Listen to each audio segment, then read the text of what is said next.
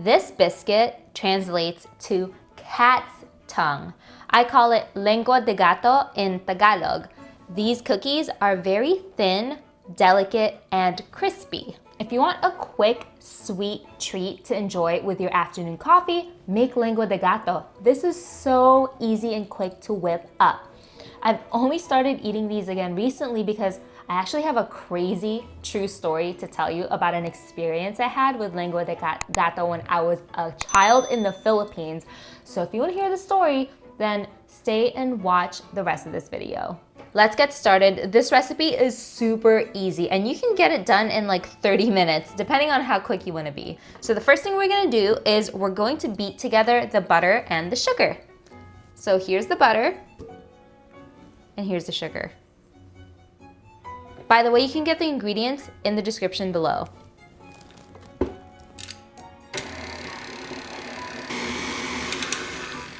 Okay, so we're just gonna beat it until the butter and sugar together are nice and fluffy, and then you'll see that the color's a little bit lighter. Perfect, so now what we're gonna do is add 2 egg whites. I always find it easier to separate the egg white from the yolk using my fingers.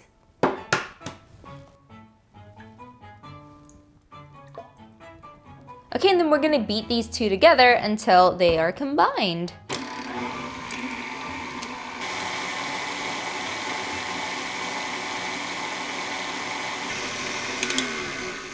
Okay, that's good enough. So for this next part, you usually add vanilla extract for typical Lengua de Gato, but I wanna make it extra special for you, my friends. So I'm gonna create 2 different flavors from this batter. So I'm gonna split this into 2.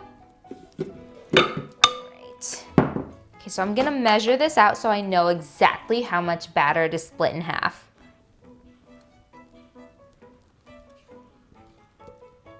So 135 grams goes in here. Okay, perfect. Now that is an even split between the 2. So for one of them, what I'm gonna flavor it with is ube extract. So I'm putting in half a teaspoon here, but if you're just gonna be using the whole batter, feel free to use 1 teaspoon of 1 extract. And I'm gonna wipe it off so that it doesn't bleed into the other flavor that we're gonna be using. My fingers are purple. And this one, what I'm gonna put in here is pandan extract. You guys, I know ube is super popular, but I really love the flavor of pandan. I highly recommend you try it if you haven't tried it already. In the Philippines, we would use the actual pandan leaf and put it in our rice, and it makes it super fragrant. Okay, and then you're just gonna mix these 2 up. It's such a nice green flavor, and it smells so good. All right, and here is the ube one. Perfect, and then each bowl has its own allocated flour, and just put it in. And mix it just until it's incorporated. You don't wanna overmix it because it's supposed to be a nice, delicate cookie.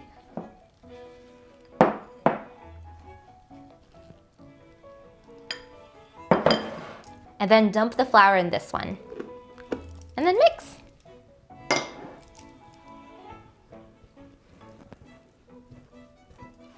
All right, and then remember, don't overmix it, just mix it until it's been incorporated. Okay, perfect. Now what we're gonna do is we're going to put both of these in their own piping bags, and then we're gonna pipe it out and then bake it. Okay, and the easiest way to put your batter in a piping bag is to use a glass to hold it up if you're doing this by yourself. Okay, and then I'm just gonna put the ube batter in here. Okay.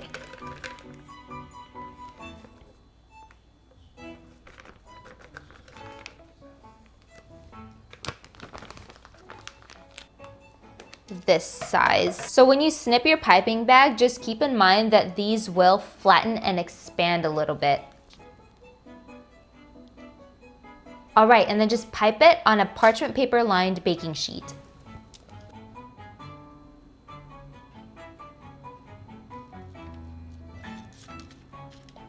And since these will spread out and flatten, make sure you leave plenty of space around them to do that.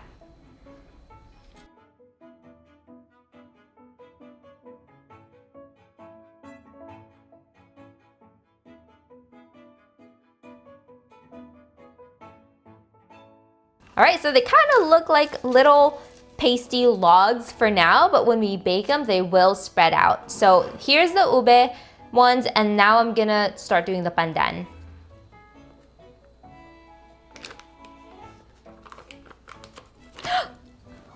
It's okay, it's okay.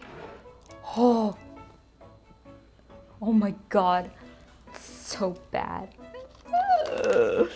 It's a lot easier when you use a smaller spatula. Just a little tip for you guys. Perfect. Okay, just wipey wipey. Okay, good thing that I sanitize these tables every time I use it. Okay, and then same thing, we're just gonna pipe this down in a row.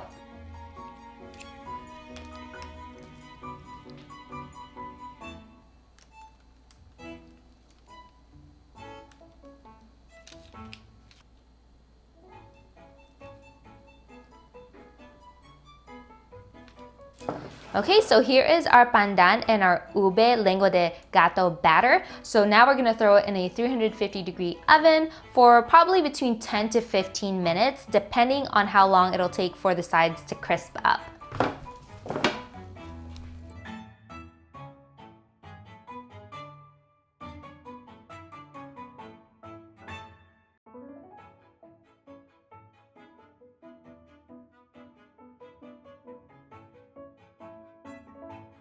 Okay, so here is our final baked lengua de gato. Oh, so you see that the edges here, it's kind of hard to see the browning, but you can kind of tell it changed the color of this pandan one a little bit. The ube one, it's kind of harder to tell, so you're just gonna have to keep an eye on it and test it out.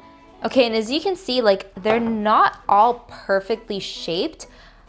So it really doesn't have to be perfect as long as you get the shape that kind of resembles lengua de gato. So this piece is the best representation of what lengua de gato should look like. But don't freak out if yours ends up kind of looking a little bit funny like this. I know, get your head out of the gutter. Okay, and you do want to wait until these fully cool down so that they can get nice and crispy. So we're gonna wait for them to fully cool, and then we can enjoy them with a nice cup of coffee. Oh, here is our finished lengua de gato. It's so crispy. Listen.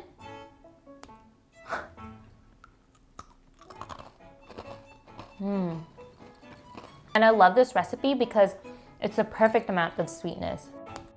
Okay, for all of you who stay and watch the rest of this video, I think you deserve to hear my story. So, lengua de gato. One night when I was a child in the Philippines, probably 6 to 7 years old, my grandma, or Lola, called me over and said, come on, let's go watch a movie. And she turned off all the lights. And then I said, hold on, Lola, I'm gonna go grab my lengua de gato cookies. So I run over by the door and I left my container of lengua de gato opened on the floor. And it was dark, so I didn't really see anything. So I picked it up, I sat on my Lola's lap, and then I took out one of these. And then I took a bite. 2 seconds later, I started screaming and flailing. A horde of ants escaped from my mouth.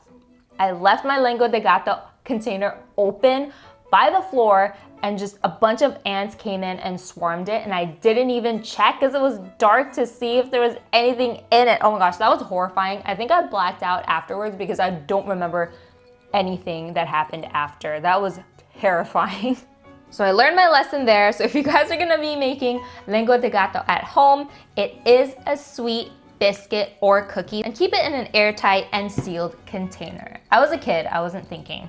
You can enjoy lengua de gato with a strong cup of black coffee, or you can have an almond milk latte like me if you're lactose intolerant. So I hope you guys make this at home, and you don't have to stick to pandan or ube extract. Let me know in the comments below what other type of extract you decide to use when making your lengua de gato. Thanks for watching, and I'll see you back here next week for more delicious videos. Bye!